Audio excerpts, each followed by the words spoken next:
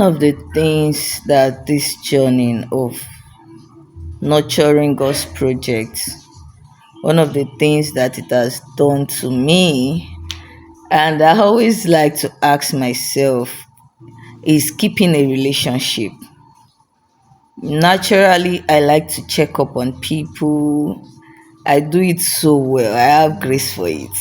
But anything outside call, test, when it now comes to showing up, maybe they are having an event or I I I I don't show up. And it's a pain over the years because I don't just want to show up on your call. I want to also show up for you physical. But for many years in this journey, it's a pain. You know, can go to parties, you can't. But one thing I have come to realize is that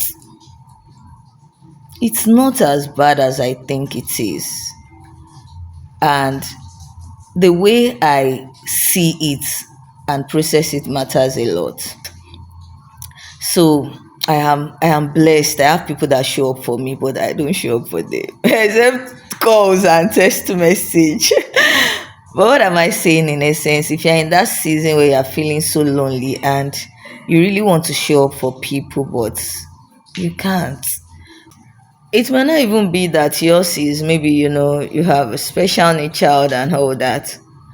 You can just be struggling or having a character that you don't show up for people. But really, that is why we have the Spirit of God that helps us to process things, that helps us to understand where we are and help us to navigate through things. And I just want to encourage you today, if you are struggling keeping a relationship, showing up for people, and whatever season you are in, I want you to first of all know that you need to settle with yourself, be at peace with yourself. Let the truth, be made plain to you so that you won't beat up yourself that I don't show up for people and all that.